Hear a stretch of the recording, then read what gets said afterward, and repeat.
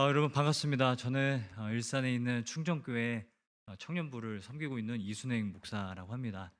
제가 또 홍영진 목사님 10년 전에 제가 오히려 강사로 이렇게 모셨었는데 그때 큰 은혜를 입고 그 후로 제가 복음에 이렇게 잠겨서 또 살아오게 되었습니다. 오늘 여러분과 함께 또 우리의 유일한 위로가 되시는 예수 그리스도를 또 함께 나누는 그런 시간 되기를 간절히 소망합니다.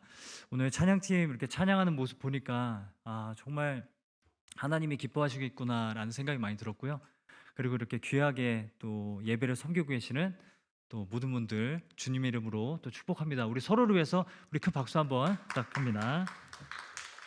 자, 말씀 함께 읽도록 하겠습니다. 사무엘상 1장 1절부터 11절 말씀을 우리 함께 교독하도록 하겠습니다. 사무엘상 1장 1절부터 11절 말씀을 함께 교독하도록 하겠습니다. 제가 먼저 읽도록 하겠습니다. 에브라임 산지 라마다임 소빔에 에브라임 사람 엘가나라 하는 사람이 있었으니 그는 요람의 아들이요 엘리오의 손자요 도우의 증손이요 숲의 현손이더라.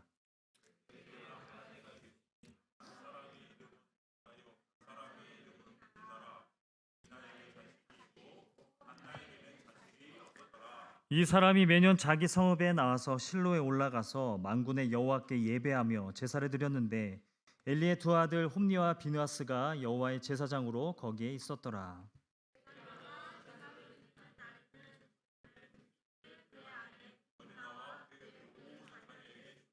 한나에게는 갑절을 주니 이는 그를 사랑함이라. 그러나 여호와께서 그에게 임신하지 못하게 하시니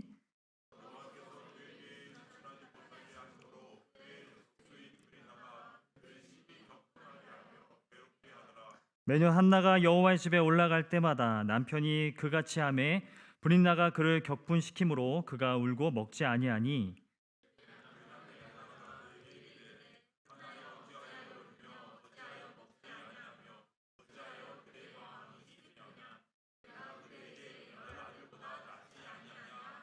그들이 실로에서 먹고 마신 후에 한나가 일어나니 그때 제사장 엘리는 여호와의 전 문설주 곁 의자에 앉아 있었더라.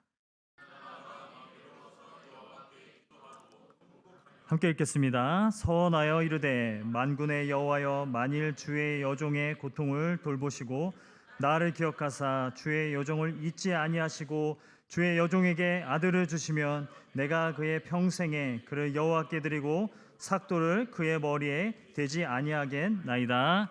아멘. 오늘 사무엘상 1장 말씀을 가지고 사나 죽으나 유일한 위로이신 예수라는 제목으로 말씀을 나누도록 하겠습니다. 우리가 사무엘상 1장을 폈습니다. 여러분, 사무엘상 1장은 사사시대를 배경으로 하고 있습니다. 영적인 암흑기 시대입니다. 모두가 자기의 소견에 옳은 대로 살아가고 있었던 시대였다라는 거예요. 모두가 자기 눈에 보기에 좋은 대로 살아갔다라는 거예요. 여러분, 삶의 기준이 하나님이 아니라 뭐라고요? 자기의 눈에 보기 좋을 대로. 그 시대를 살아가고 있었을 때 한나라는 사람의 이야기를 오늘 성경이 소개하고 있다라는 거죠. 여러분, 자기의 소견에 옳은 대로 살아가는 시대. 여러분, 오늘날도 마찬가지라고 저는 생각합니다. 여러분, 우리는 무엇이 기준이 된 세상을 살고 있어요? 여러분, 우리는 진리가 기준이 아니라 자기 느낌이 기준이 된 세상을 살아가고 있다라는 거예요. 자기 기분이 기준이 되고 자기 감정이 기준이 된 세상을 우리가 살아가고 있다라는 거예요. 제가 청년 사역을 하면서 가장 많이 들었던 질문이 뭐냐면, 목사님, 하나님이 없는 것 같아요. 하나님이 없는 것처럼 느껴져요입니다. 자기가 느끼지 못한다고 그것이 기준이 되어버리는 그런 세상 가운데 우리가 살아가고 있다라는 거예요. 하나님이 믿어지지 않아요. 여러분, 믿음이 그냥 느낌이 되어버렸습니다. 하나님의 사랑이 느껴지지 않아요. 사랑도 그냥 감정이 되어버렸습니다. 사랑도 그냥 자기의 감정과 어떤 느낌이 되어버린 그런 시대를 우리가 살아가고 있다는 거죠. 여러분, 요즘은 진리의 사람들이 관심이 없습니다. 무엇이 진리인지에 관심이 없다는 거예요. 무엇이 나에게 호감이 가느냐에 사람들이 더 많이 관심을 갖고 살아가더라라는 거예요. 여러분, 탈진리 시대라고 부릅니다. 탈진리 시대예요. 여러분, 진리가 중요하지 않다라는 거죠. 사람들이 진리를 뭐라고 불러요? 많은 사람들이 옳다고 동의하는 내용을 진리라고 부르는 그런 시대를 우리가 살아가고 있다는 겁니다. 이런 시대 가운데 우리가 살아가고 있는데 사람들은 성경에 대해서 관심이 없고 무엇이 진리인가를 고민해 보지 않고 자기 느낌에, 무엇이 나의 느낌에 좋은가, 무엇이 나의 감정에 좋은가, 이것들로 내 기준과 내 느낌과 내 감정의 기준이 되어서 그렇게 살아가는 시대를 우리가 살아가고 있다는 거예요. 여러분, 이 시대를 살아가는 우리들이 사무엘상 1장을 폈습니다. 여러분, 사무엘상 1장은 그러한 영적인 암흑 시대를 어떻게 종식시켰는가를 말해주고 있다는 거예요. 한 여인의 삶을 통해서, 한 여인의 믿음을 통해서 이러한 영적인 암흑과 같은 시대를 어떻게 종식시켰는가, 이것을 말해주는 게 사무엘상이라는 것이죠. 여러분, 한나가 뭘 했습니까? 여러분, 한나가 지금 아이를 갖지 못해서 고통 가운데 있었어요. 엘가나가 위로하고 또 제사장에게 찾아가는 그런 일들이 있었지만 한나가 무엇을 했습니까? 여러분, 한나가 한 일이 뭘까요? 기도 이전에 무엇을 했을까요? 쉽게 만족하지 않았다는 거예요. 세상이 주는 위로를, 그리고 종교로부터 얻을 수 있는 위로를 만족하지 않았다라는 게 한나의 믿음인 줄을 믿습니다. 여러분, 저는 청년 사역만 지금 거의 10년 하고 있습니다. 청년들의 삶을 바라보면서 진짜 문제는 뭐냐면 청년들이 너무 쉽게 만족을 한다라는 생각을 해요. 너무 쉽게 만족을 하는 거죠. 세상이 던져주는 위로에 너무 쉽게 만족이 되는 게 그게 가장 큰 문제라고 저는 생각합니다. 여러분, 유튜브, 인스타그램, 우리가 SNS를 통해서 그냥 즉각 얻을 수 있는 그 위로로 만족하며 살아가는 것이 문제라고 생각합니다. 하나님만이 주실 수 있는 예수 그리스도 안에서 부어지는 그 위로를 우리가 찾지 못하고 그냥 세상이 던져주는 그 위로에 잠시 잠깐 그렇게 맛보며 살아가는 것이 우리들의 문제 아닌가라는 생각을 하게 됩니다. 저는 아이들이 3명이 있고요. 지금 12살, 또 10살, 7살 이렇게 3명의 아이들이 있습니다. 딸, 아들, 딸 이렇게 있습니다. 이 아이들을 이렇게 키우면서 한 가지 제가 자주 경험하는 게 뭐냐면 얼마 전에 막내딸 생일이었어요. 7살인데 그런데 이렇게 잘 시간에 이제 와서 이렇게 얘기를 해요. 아빠, 친구들은 아웃백을 가는데 왜 우리는 아웃백 안 가? 막 그렇게 물어보더라고요. 그래서 당연히 가지 해서 이렇게 그동안 모아놓았던 아웃백 상품권 뭐 이런 것도 다 모아가지고 아웃백을 갔습니다. 아웃백을 가가지고 이제 스테이크 시키고 막 파스타 시키고 이렇게 주문을 해놓고 기다리고 있는데 여러분, 뭐가 나와요? 식전 빵이 나오잖아요. 애들이 그 자리에서 음식이 나오기 전까지 빵만 8개를 먹었어요. 빵만 8개. 아저씨, 빵 하나만 더 주세요. 왜 초코 소스도 주세요. 그래가지고 빵만 8개 먹었어요. 진짜 안타까웠던 게 뭐냐면 스테이크가 나왔는데 애들이 못 먹어요. 파스타가 나왔는데 애들이 못 먹어요. 그날 진짜 꾸역꾸역 제가 다 먹었습니다. 꾸역꾸역 스테이크를 제가 다 먹었어요. 너무 안타까운 거죠. 스테이크가 나오는데, 파스타가 나오는데 빵으로만 배를 채우고 있는 거죠. 그게 가장 맛있는 거라고 생각을 하는 거예요. 한 번은 또 어떤 식당에 갔어요. 그 우동, 튀김 우동 이런 게 나오는데 나오기 전에 밑반찬으로 그 솜톱만한 깍두기가 이렇게 나왔어요. 애들이 깍두기가 너무 맛있다는 거예요. 깍두기를 한 3-4번 리필해서 깍두기만 먹는 거예요. 너무 안타까운 거죠. 여러분, 이게 우리 모습이라고요. 이 시대의 모습이라고요. 하늘로부터 부어지는 위로가 있는데 하나님께서 당신의 아들을 십자가에 내어주심으로 우리들에게 부어주고자 하시는 위로가 있는데 우리가 그 위로가 있다는 것을 우리가 망각하고 세상이 던져주는 애따 이거나 먹어라 라는 그런 위로만 우리가 받아 먹으면서 그걸 또 만족해하면서 살아가는 것이 저는 가장 가슴 아픈 문제라고 생각을 합니다. 근데 여러분, 한나의 믿음이 뭐예요? 다 거절한다는 거죠. 자기 남편이 주는 위로, 그리고 제사장이 주는 위로 다 거절해버리고 무엇을 바라봐요? 하나님만이 주실 수 있는 위로, 하나님만이 부어주시는 위로를 사모하며 눈을 들어 주님을 바라볼 수 있었다는 것이 한나의 믿음이고 또 우리의 믿음이 되어야 될 줄을 믿습니다. 그게 우리의 믿음이라는 것이죠. 지금 나의 상황 가운데, 나의 현실 너무 어렵고 정말 언제 끝날까? 이 고난이 언제 끝날까? 너무 답답하지만 하나님의 위로를 바라보고 나아가는 사람, 내가 쉽게 만족하지 않겠다, 쉽게 이런 위로를 내가 받지 않겠다, 거절하면서 나아갈 수 있는 것이 지금 오늘날 이 시대에 필요한 믿음인 줄을 믿습니다. 여러분, 하나님이 우리 삶 가운데 위로를 주실 때가 참 많잖아요. 말씀을 통해서, 예배를 통해서, 찬양을 통해서 위로를 주실 때가 참 많다고요. 그 위로를 한번 맛본 사람은 이게 세상으로 내가 채워줄 수 있는 위로가 아니다라는 것을 알아서 어떻게든 예배 자리를 이렇게 사모하는 거고, 그리고 복음을 전하며 복음을 통해서 내가 유일하게 위로를 받을 수 있다는 것을 아는 사람들은 그렇게 복음을 전하고 함께 복음을 나누기 위해서 살아간다라는 거예요. 여러분, 그것이 우리의 유일한 위로이기 때문에 그것을 붙잡고 살아가게 된다라는 겁니다. 사무엘상이 무엇을 말하는가? 유일한 위로는 하나님으로부터만 온다라는 겁니다. 유일한 위로는 하나님으로부터만 온다. 그래서 한나가 다 거절하고 하나님께 기도하며 나아갔던 것이죠. 자신은 어려운 상황이지만 내가 쉽게 만족하지 않으리라, 내가 쉽게 위로를 받지 않으리라, 다 거절하고 하나님 앞에 나아간다는 게 오늘 우리가 읽은 본문의 말씀이라는 것이죠. 우리 1절 말씀, 우리 같이 한번 1절 말씀 한 번 더 한번 읽어보도록 하겠는데요. 여러분, 오늘 이 사무엘상 1장은 전체에 어떻게 구성이 되어 있냐면 1절부터 8절까지는 엘가나가 나옵니다. 한나의 남편 엘가나가 나오고요. 그리고 9절부터 18절까지는 엘리 제사장이 나와요. 여러분, 그래서 저는 오늘 어떻게 설교를 할 거냐면 엘가나와 그리고 엘리 제사장이 주는 위로를 비교할 겁니다. 그리고 하나님만이 주실 수 있는 위로는 무엇인가, 이렇게 제가 설교를 하려고 합니다. 먼저 남편 엘가나가 주는 위로에 대해서 우리 함께 보도록 하겠습니다. 1절과 2절을 우리 한 번 더 한 목소리로 읽어보도록 하겠습니다. 시작.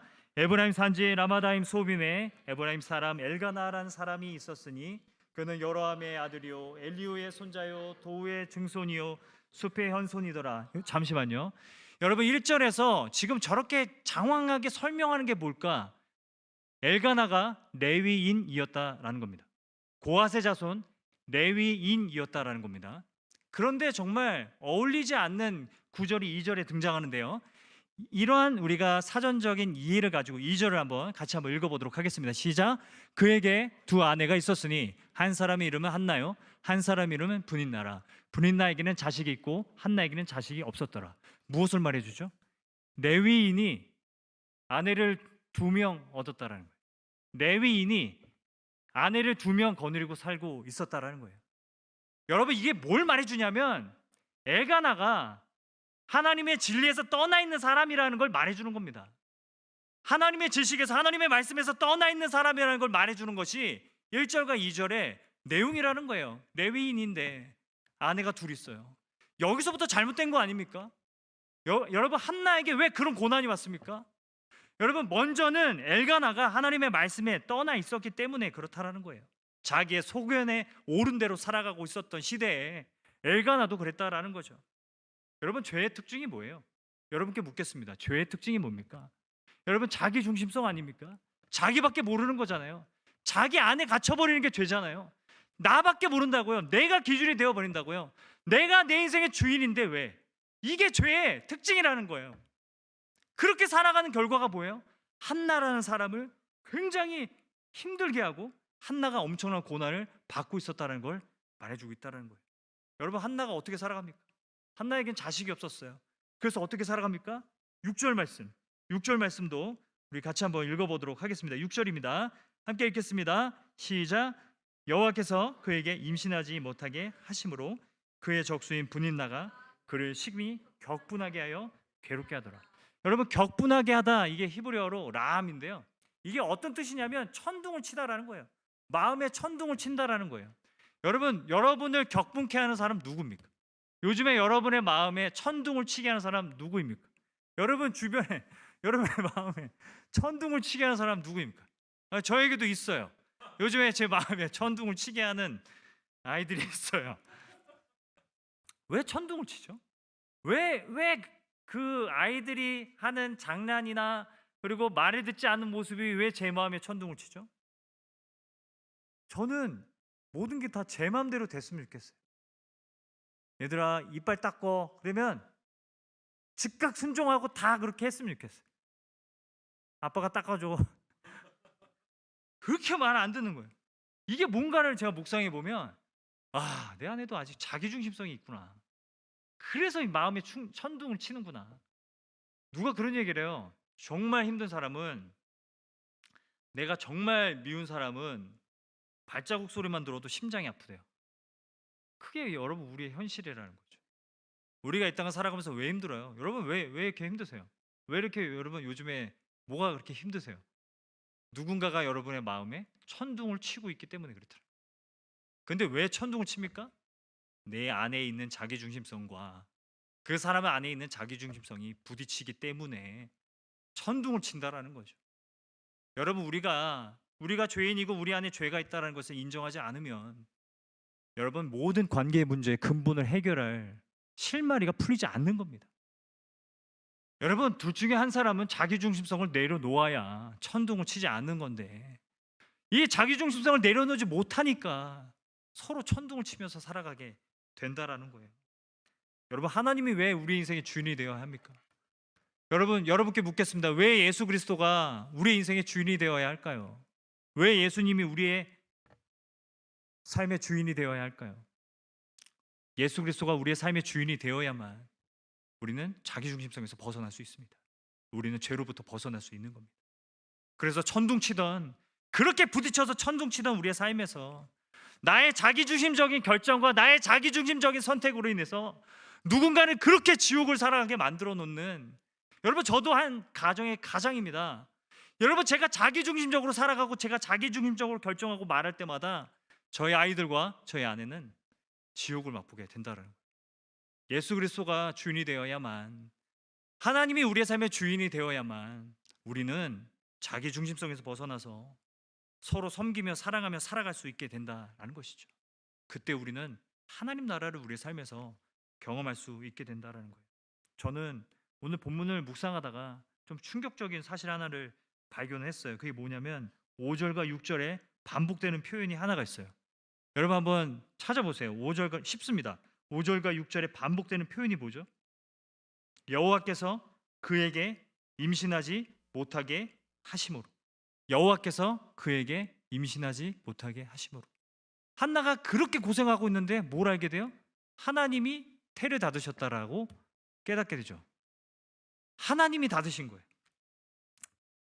고난을 하나님이 허락하셨다고.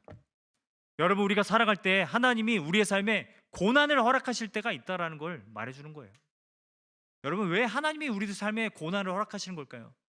여러분께 한번 묻겠습니다. 한번 생각해 보세요. 한나에게 왜 하나님이 이런 고난을 주셨죠? 여러분 한번 생각해 보셨으면 좋겠습니다. 여러분 옆에 사람하고 한번 나눠 보실래요? 하나님께서 왜 한나에게 이런 고난을 주셨죠?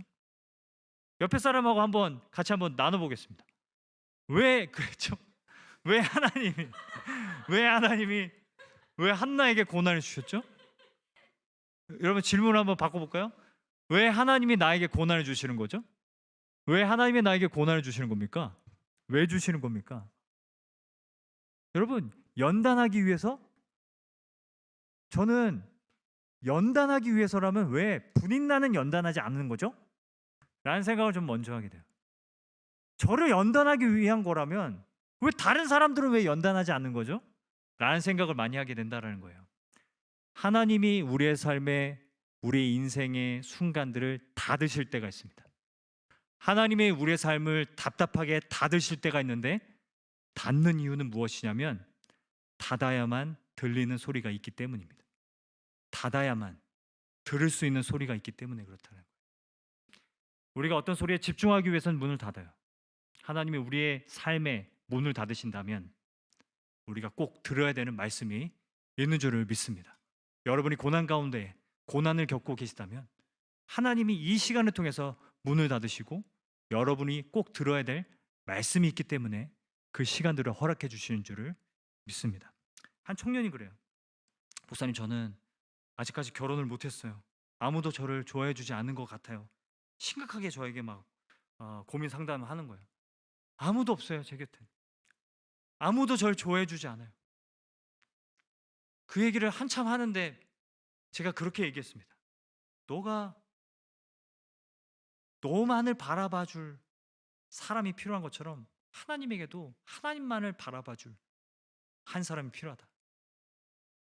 하나님이 지금 너의 인생 가운데 이러한 외롭고 고독한 시간을 통해서 하나님만을 바라보기를 원하시는 시간을 허락하고 있다는 것을 생각해 봤으면 좋겠다라고 말을 해줬다라는 것이죠. 하나님이 우리의 삶에 문을 닫으실 때 우리가 하나님 앞에 집중하고 하나님 앞에 나아가 하나님으로부터 오는 위로를 얻고 누리는 저와 여러분 모두가 되기를 간절히 소망합니다.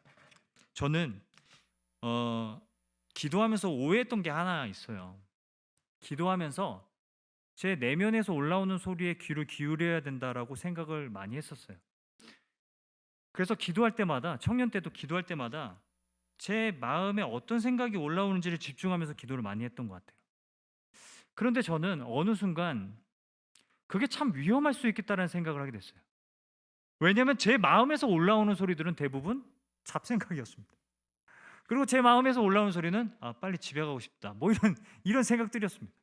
제 마음 깊은 곳에서 올라오는 소리는 대부분 억울함이었습니다. 여러분, 저는 우리가 기도하고 우리가 말씀을 묵상하고 할 때 우리 내면에서 올라오는 소리에 귀를 기울이는 것은 저는 올바른 기도라고 생각하지 않습니다. 오히려 우리의 내면에 말씀을 선포해야 되는 줄 믿습니다. 우리의 내면에, 우리의 생각에 말씀을 선포하며 나아가야 한다는 것이죠. 여러분, 우리 내면에 복음을 선포해야 한다는 거예요. 내 영혼아 어찌하여 낙심하며 어찌하여 내 속에서 불안해하는가? 너는 하나님께 소망을 두라. 그가 나타나 도우심으로 말미암아 내가 여전히 하나님을 찬송하리로다. 내 영혼의 날마다 하나님의 말씀을 선포하고 복음을 선포하며 나아가는 것이, 그게 복음적인 기도인 줄 믿습니다. 여러분 마음에 올라오는 생각에 집중하지 마세요. 오히려 여러분 내면에 선포하는 거죠. 그리스도 예수 안에 결코 정죄함이 없나니, 우리가 말씀을 선포하며 복음을 선포하며 나아가는 것이, 그것이 복음적인 기도인 줄 믿습니다. 여러분, 우리가 그렇게 예배해야 한다는 거죠. 예배할 때 우리가 하나님 앞에 우리가 섰을 때마다 우리의 영혼을 선포하는 겁니다. 우리의 유일한 위로는 예수 그리스도이시다. 우리의 유일한 소망은 예수 그리스도이시다. 우리가 복음 안에 살아가고 우리가 복음 안에서 힘을 얻으며 살아갈 수 있다는 것을 선포하며 나아가는 저와 여러분 모두가 되기를 간절히 소망합니다. 여러분, 분인 나도 못됐지만 분인 나보다 더 못된 사람이 등장해요. 그게 누구예요? 엘가나입니다. 엘가나. 한나를, 여러분, 엘가나가 한나를 사랑했을까요? 안 사랑했을까요? 네, 자매님. 네. 엘가나가 한나를 사랑했을까요? 안 사랑했을까요? 사랑했어요. 아니에요? 홍영재 목사님 보지 마시고. 네. 사랑했어요? 안 사랑했어요? 안 사랑했어요. 근데 5절에 보면 그를 사랑함이라 라고 나오는데 뭐죠? 뭐가 부족한 거죠? 이래서 남자는 믿을 수 없는 건가요? 뭐죠? 사랑. 여러분, 진짜 남자 믿지 마시기 바랍니다. 사람을 믿지 마시기 바랍니다. 여러분 믿지 마시기 바랍니다. 제가 그걸 깨닫는데 참 오랜 시간이 걸렸어요. 제 아내도 그걸 깨닫는데 참 오랜 시간이 걸렸어요. 믿을 수가 없더라고요. 의지할 수가 없겠더라고요. 오히려 사랑을 대상으로 바라보는 것이, 그게 진짜 사랑이겠더라고요. 여러분, 엘가나는 한나를 사랑했어요. 사랑했는데 뭐가 잘못됐을까요? 5절 보시면 한나에게 갑절을 주니 이는 그를 사랑함이라. 한나에게 갑절을 주었다고 합니다. 저는 갑절을 주었다고 해서 분인나에게는 삼겹살 2줄 주고 한나에게는 삼겹살 1줄 줬다 이렇게 생각을 2줄 줬다 이렇게 생각을 했거든요. 근데 이 갑절이라는 단어가 히브리어로 원문으로 보면 어떤 의미냐면 2배로 줬다는 게 아니라 2배의 가치가 있는 것을 주었다는 의미입니다. 분인나는 자식의 수대로 삼겹살을 나눠줬어요. 자녀가 여러 명이니까 삼겹살 여러 근을 줬어요. 근데 한나에겐 뭘 줘요? 꽃등심 하나를 주는 거예요. 여러분 이게 위로예요? 여러분 이게 진짜 위로가 될까요? 여러분 한나는 지금 비참한 상황 가운데 있는데 여러분 그걸 위로한다고 꽃등심을 주는 게 여러분 위로예요? 근데 여러분 표정은 왜 위로가 되는 것 같죠? 꽃등심이면 위로가 됩니까? 사실 저도 그래요. 이게 무엇을 가리키느냐? 우리가 너무 값싼 위로에 길들여 살아가고 있다라는 거예요. 세상이 주는 위로에 너무 값싼 위로에 이 정도면 됐지 뭐. 날마다 그 스마트폰 보면서 그냥 유튜브에 올라오는 거 보면서 오늘 하루를 잘 마무리하자.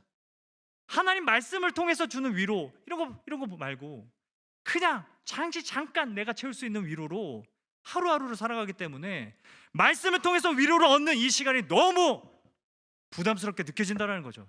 왜 이렇게 어렵고 왜 이렇게 복잡하고 왜 이렇게 힘들고 왜 이렇게 마음이 안 가는 걸까? 이런 생각으로 살아가고 있다는 거예요. 여러분 진짜 위로는 무엇이냐면 진리 가운데 주는 위로가 진짜 위로입니다. 여러분 그냥 진심으로만 대하는 게 위로가 아니라 진리 가운데 있어야 진짜 위로가 된다는 거예요. 여러분 진심으로 대하죠. 꽃등심 주는 그 마음이 왜 진심이 아니겠어요? 근데 여러분 그 엘가나의 마음이 진심은 있지만 뭐가 없어요?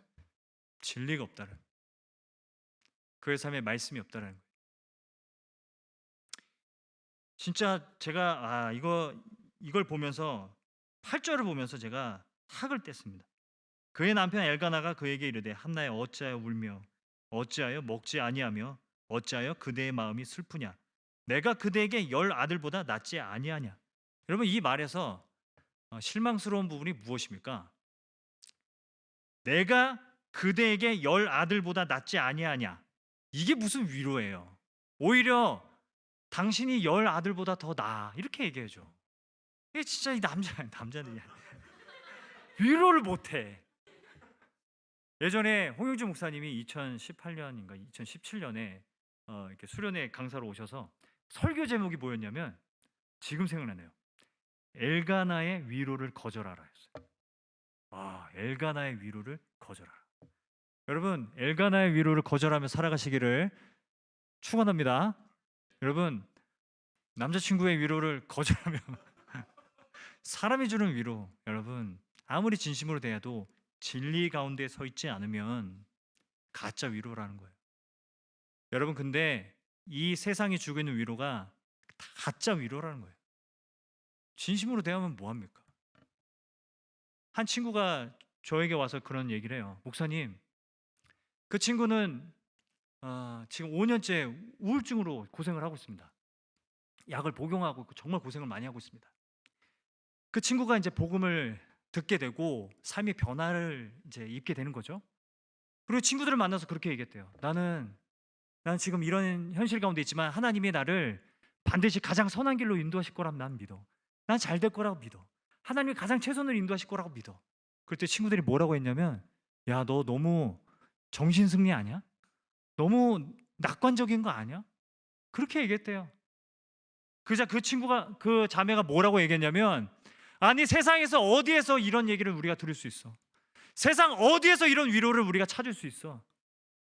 아니 세상 어디에서 너희들도 그런 위로를 찾기 위해서 드라마를 보고 뭘 보고 사람들 이런 사람 저런 사람 기웃거리면서 어떻게든 내가 작은 위로라도 받아보려고 그렇게 살아가는데 이만한 위로를 너희들 받아본 적이 있어? 라고 말을 했대요. 이러한 자매의 마음의 변화가 일어났었던 게 뭘까요? 진심뿐만 아니라 진리로 다가오시는 예수 그리스도이시기 때문에 예수 그리스도가 우리의 진정한 위로가 되시는 줄을 믿습니다. 여러분 그게 엘가나의 문제였어요. 엘가나는 처음부터 아내 둘을 얻은 게 문제였어요. 자기가 다 잘못해놓고 그대가 10 아들보다 낫다 이렇게 말하지 못하고 내가 10 아들보다 낫지 아니하냐 꽃등심 주고 이렇게 위로하며 살아가는 매일매일 삶, 매년 제사를 드리며 올라갈 때마다 이렇게 했대요. 7절 보세요. 매년 제사를 드리러 갈 때마다 이렇게 했대요. 얼마나 그의 삶이 비참합니까? 근데 한나가 거절해버린다라는 거죠. 요즘 시대의 문제는 우리는 진심만 원해요. 뭐가 진리인지는 그렇게 중요하게 생각하지 않는 거죠. 여러분 한국 사람들의 특징이 뭐예요? 어쩌다 한국인이라는 책을 제가 본 적이 있어요. 그 책에서 뭐라고 얘기하냐면 한국 사람들의 특징은 심정 중심주의가 있대요. 심정 중심주의. 여러분 그게 뭐냐면 한국 사람들은요, 이 진심이면 되는 거예요. 그 사람이 진심이면 돼. 그래서 진심이 느껴지면 오케이야. 그래서 자꾸 그 사람의 의도 막 이런 걸 궁금해한대요. 한국 사람들의 특징이래요. 한국 사람들만의 특징이 뭐냐면 만약에 누가 밥을 사줘. 그러면 미국 사람하고 한국 사람은 비교하는데 미국 사람들은 아, 밥을 사줬구나 이렇게만 생각한대요. 근데 한국 사람들은 어떻게 생각해요? 왜 사줬지? 먹으면서 난 왜 사주는 거지? 이런 생각을 한다는 거죠. 물을 갖다 줬어요. 미국 사람들이면 고맙다고 하고 넘어갈 텐데 한국 사람들은 어떻게 해요? 왜 주는 거지? 그게 뭐가 그렇게 중요한 거죠? 그 심정 그거를 너무 중요하게 생각하는 거예요. 그래서 고객센터 전화하면 다 뭐라고 얘기해요? 고객님 사랑합니다. 고객님 사랑합니다. 고객님 뭐 여러분 그냥 그 진심이면 된다라는 그런 마음 때문에 우리가 그렇게 살아가게 된다라는 거죠. 진심만 원해요. 진리는 중요하지 않은 거죠. 그냥 내가 한 번은 아내가 그래요. 이 옷이 나한테 잘 어울려? 라고 물어봤어요. 그럼 어떻게 대답을 해줘야 되죠? 그래서 제가 어떻게 얘기해야 되나 한참 고민했습니다. 진실을 말해줘야 되나 아니면 어떻게 해야 되나. 안 어울리는 것 같아. 그렇게 말을 해버렸습니다. 그래가지고 그게 한 2년 전에 있었던 일인데 아직까지 혼나고 있습니다.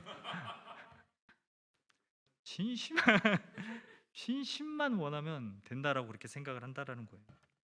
한나가 거절해버립니다. 거절해버리고 어디로 갑니까? 하나님에게로 나아간다라는 거죠. 하나님에게로 나아간다라는 거죠. 여러분 잠시 그 요한 3서를 우리 같이 한번 볼까요? 요한 3서 여러분 성경을 갖고 계시면 같이 한번 보겠습니다. 요한 3서 2절입니다. 요한 3서 2절 우리 잘 아는 말씀인데요. 우리 같이 한 목소리로 읽어보도록 하겠습니다. 요한 3서 2절 함께 읽겠습니다. 시작. 사랑한 자여 내 영혼이 잘됨같이 내가 범사에 잘되고 강건하기를 내가 간구하노라. 여러분 이 말씀에 잘된다라는 게 뭘까요? 여러분 잘된다라는 게 굉장히 애매하지 않아요? 여러분의 삶이 잘되길 바라십니까? 여러분의 옆에 있는 지체가 잘되길 바라십니까? 얼굴 보고 우리 한번 얘기해 보겠습니다. 네가 잘되길 바래. 잘되길 바래. 근데 그 잘되는 게 뭐예요? 잘되는 게 뭐죠? 부자가 되는 겁니까? 아니면 로또에 뭐 당첨되는 겁니까? 아니면 빨리 결혼하는 겁니까? 뭡니까? 잘 되는 게 뭐죠? 여러분은 내 영혼이 잘된 같이 범사에 잘되고 강건하기를 간구하노라 말씀을 대할 때 찬양할 때 축복할 때 잘된다는 걸 여러분 어떻게 생각하고 계세요? 여러분 우리는 이만큼 진심만 원해요. 이게 무슨 뜻인지 어떻게 정확하게 이 잘된다는 게 뭔지 그건 궁금하지 않아요. 그냥 잘되는 거 뭐든지 그런 거 있잖아. 그냥 잘되길 원하는 거야. 그런 느낌만 받으면 되는 거야. 그래서 그런 걸로 축복하는 거죠. 잘되길 원한다고. 여러분 여기 잘된다는 게 잘됨이 여러분 헬라어로 보면 유오 플러스 호더스입니다. 유오 호더스 바른 길이란 뜻이에요. 여러분 내 영혼이 잘됨 가치가 어떤 뜻이냐면 내 영혼이 바른 길을 걷고 있는 것처럼 네가 범사에 바른 길을 걷기를 바란다라는 거예요. 그냥 무조건 잘된 길을 원한다. 너가 그냥 부자가 되길 원한다. 너가 그냥 모든 좋은 일들만 가득하기를 원한다. 이런 뜻이 아니라 그냥 진심만 담아서 얘기해 주는 게 아니라 너의 영혼이 예수 그리스도 안에서 바른 길을 걷고 있는 것처럼 너의 삶이 범사에 바른 길을 걷기를 원한다라는 권면입니다. 여러분 저는 여러분의 영혼이 잘됨 같이 여러분이 범사에 잘 되기를 소망합니다. 옳은 길 걷기를 소망합니다. 바른 길 걷기를 소망합니다. 좁은 길 걷기를 소망합니다. 여러분 이게 위로예요. 그냥 당장 너가 잘 됐으면 좋겠어. 부자 됐으면 좋겠어. 그냥 애인이 생겼으면 좋겠어. 빨리 결혼했으면 좋겠어. 이런 게 아니라 그래도 너가 끝까지 예수 그리스도 붙잡고 옳은 길 걸었으면 좋겠어. 바른 길 걸었으면 좋겠어. 여러분 우리가 이렇게 모여서 예배하는 이유가 무엇입니까? 서로 잘 되기를 위해서, 옳은 길 걷기를 위해서. 지금도 이 시간에 세상 사람들은 저마다 그냥 감정적으로만 그냥 진심으로만 서로를 대하면서 그 위로를 얻고자 그렇게 모이고 지금 이 저녁에도 그렇게 모이고 있는데 우리가 왜 이렇게 여기서 예배하며 하나님을 찬양합니까?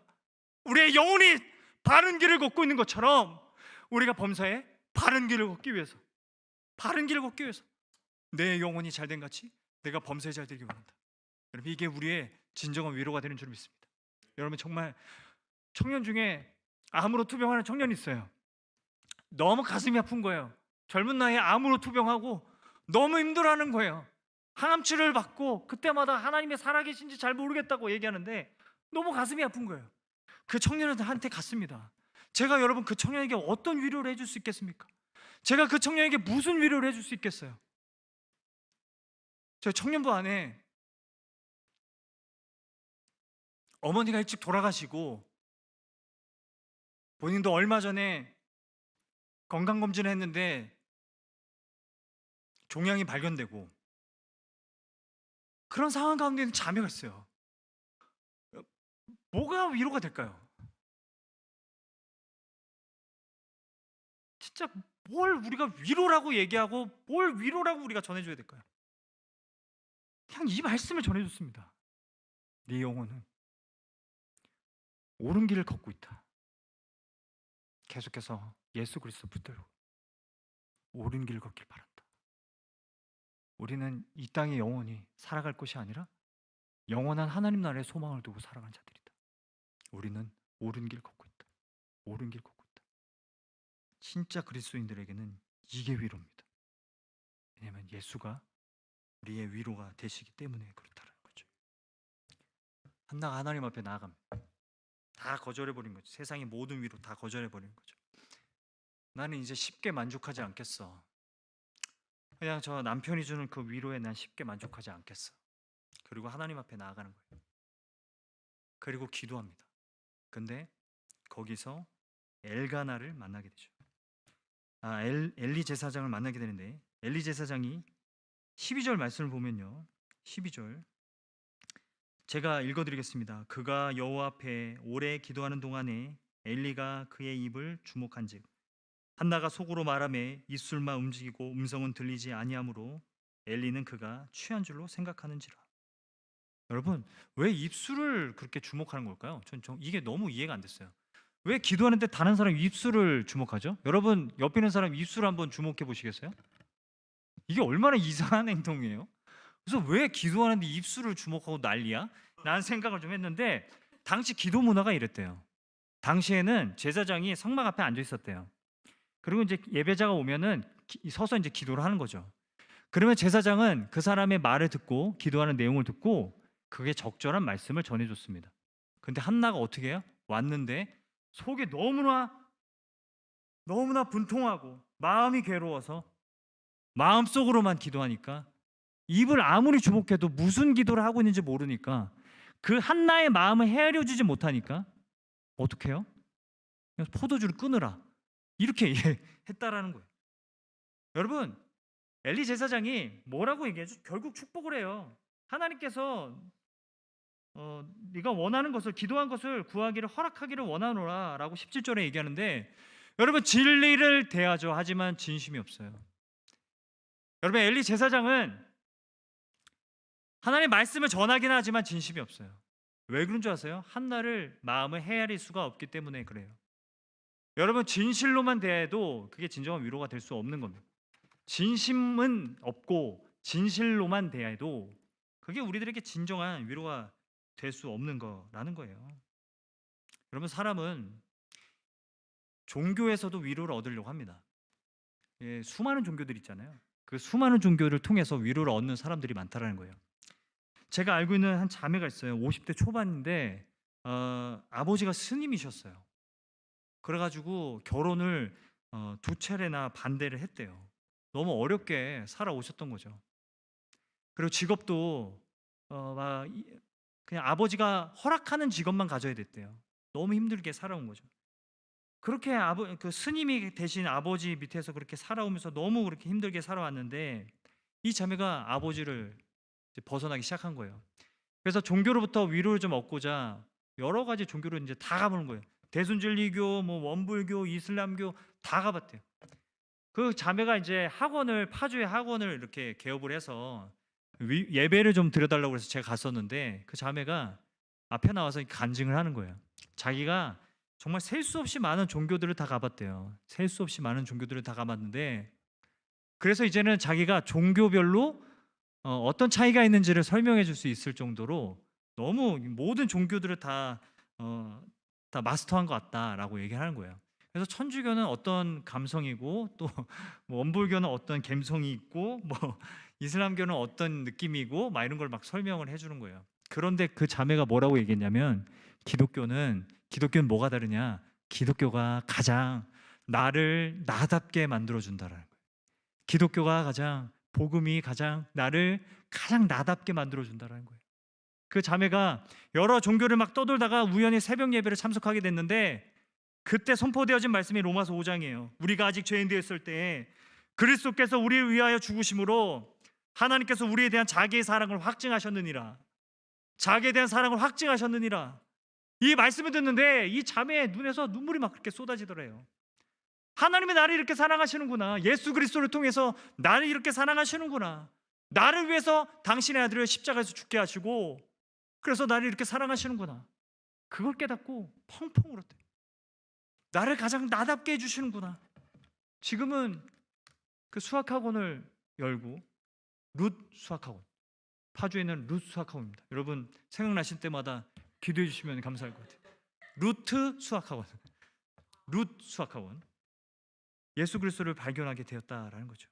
여러분 진정한 위로는, 참된 위로는 내가 받아들여질 때 일어나요. 내가 온전히 받아들여질 때, 감정적으로만 달램을 받는 게 아니라 내가 온전히 받아들여질 때 그게 진정한 위로가 된다는 거예요.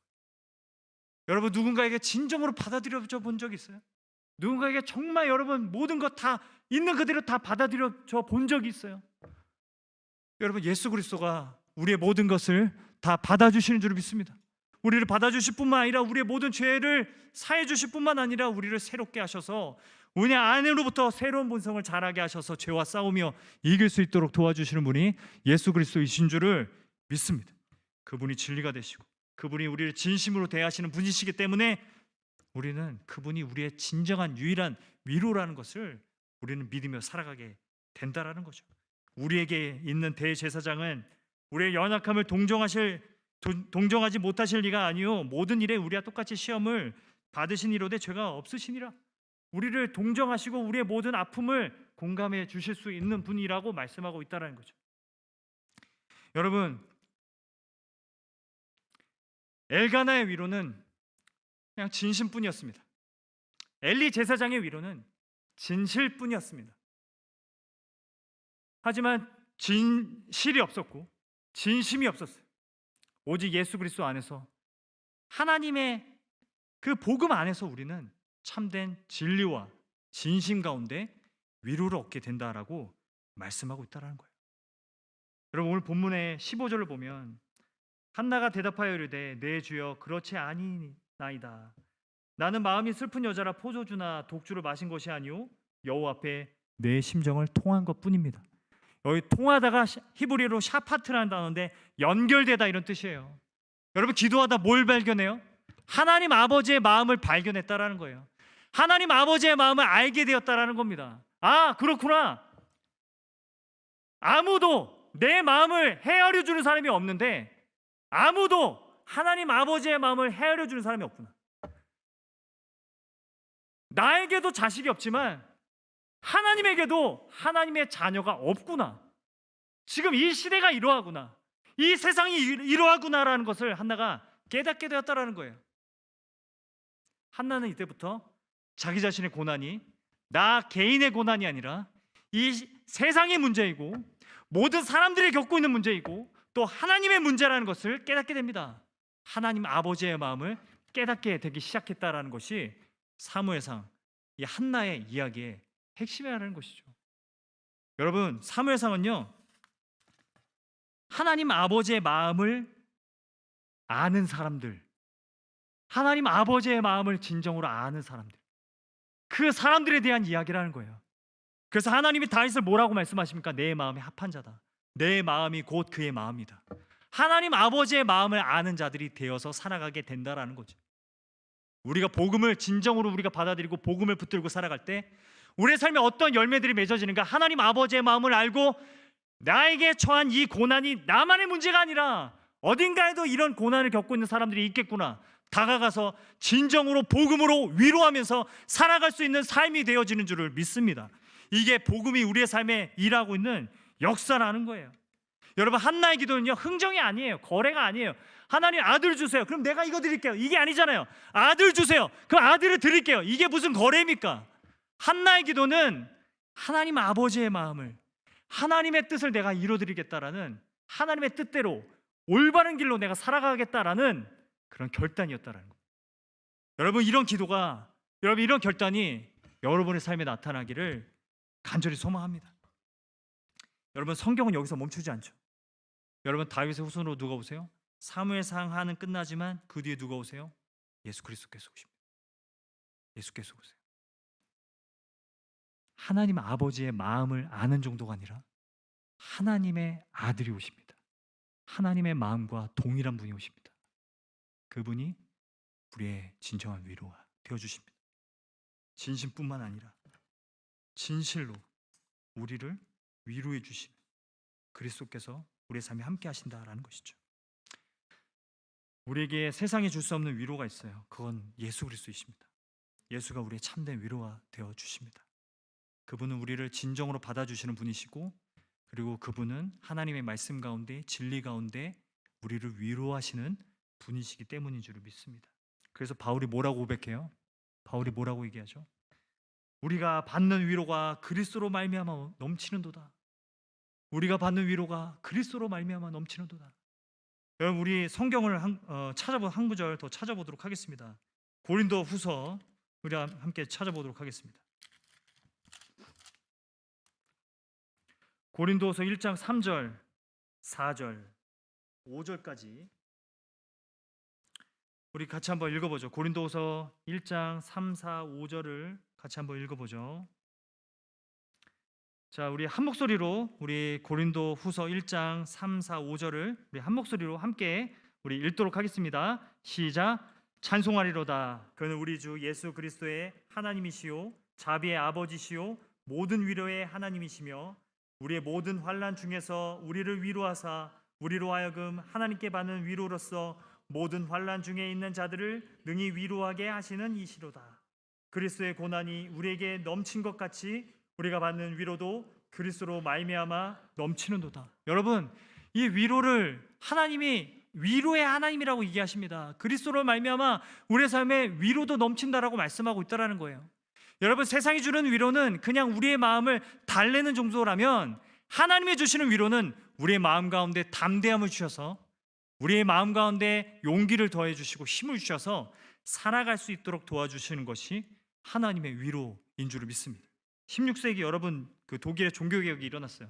그때 기록되었던 하이델베르크 요리문답 첫 번째 질문이 뭔지 아세요? 이거예요. 살아서나 죽어서나 당신의 유일한 위로는 무엇입니까? 이거예요. 살아서나 죽어서나 당신의 유일한 위로는 무엇입니까? 그 답변이 뭔지 아세요? 읽어드리겠습니다. 살아서나 죽어서나 나는 나의 것이 아니오 몸도 영혼도 나의 신실한 구주 예수 그리스도의 것입니다. 예수 그리스도의 것입니다. 나는 나의 것이 아니오 오직 신실한 예수 그리스도의 것입니다. 이게 여러분 위로가 된다라는 거예요.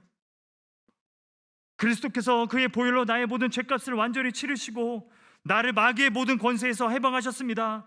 또한 하늘에 계신 나의 아버지 뜻이 아니면 머리털 하나도 땅에 떨어지지 않도록 나를 보호하시며 참으로 모든 것이 합력하여 나의 구원을 이루도록 하십니다. 여러분, 이게 우리의 위로가 된다라고 말씀하고 있다는 거죠. 하나님은 우리의 삶 가운데 때때로 문을 닫으시고 고난을 허락하실 때가 있습니다. 여러분은 어떤 고난 때문에, 어떤 어려움 때문에 살아가고 있습니까? 하루하루 힘들게 살아가면서 하나님, 나에게는 왜 이런 고난을 주시는 걸까? 왜 이런 힘듦을, 어려움을 주시는 걸까라는 생각하면서 그렇게 살아가고 계십니까? 여러분, 그때마다 하나님 아버지의 마음을 알게 되어지는 그런 은혜가 있기를 소망합니다. 내가 그리스도 안에 있고 그리스도로 말미암아 내 삶이 주님의 것이기 때문에 내 삶에 어떤 어려움이 온다 할지라도 하나님이 모든 것을 합력하여 선을 이루실 것이다 믿음으로 나아가는 여러분이 되기를 간절히 소망합니다.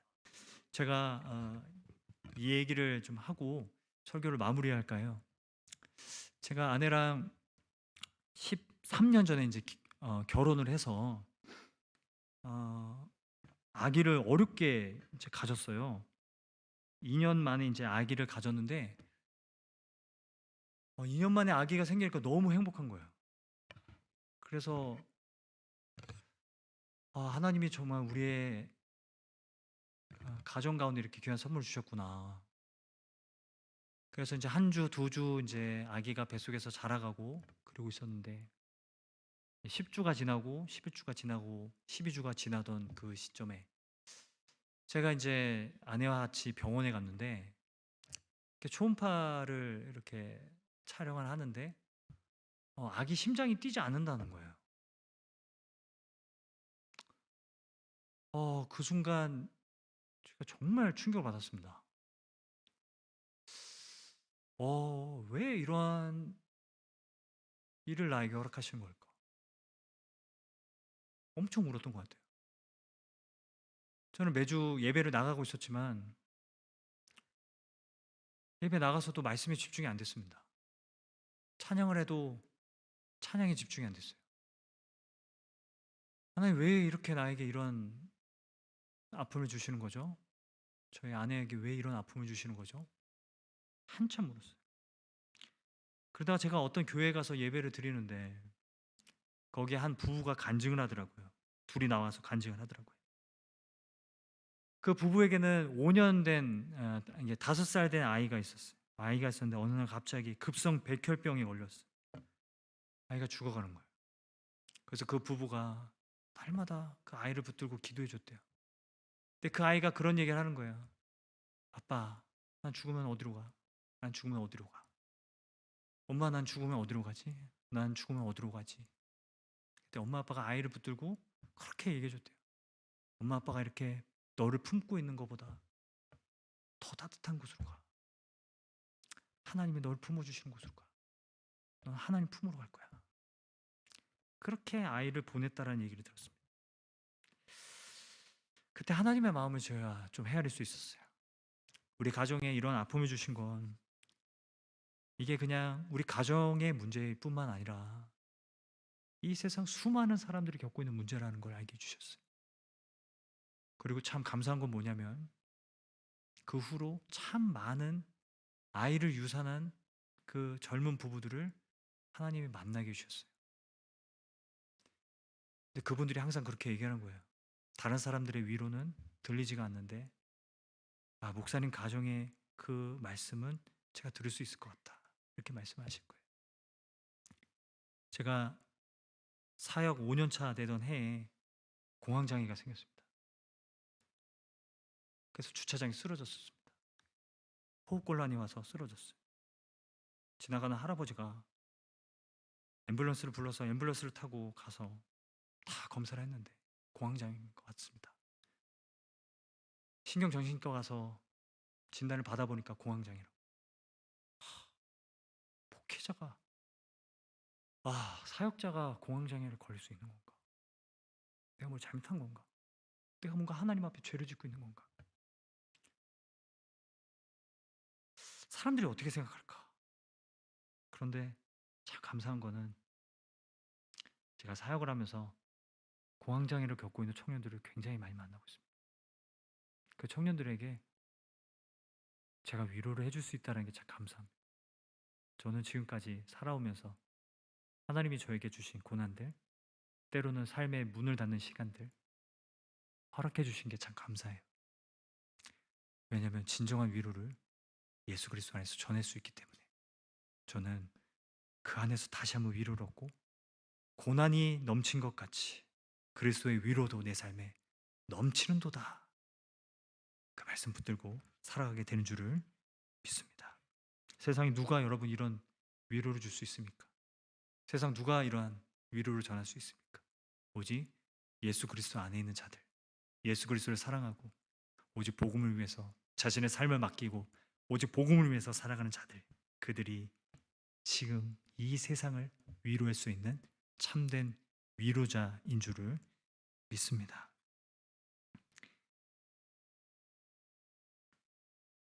여러분의 멈춰진 삶이 있다면 여러분 무엇으로 여러분의 삶을 다시 움직일 수 있게 하겠습니까?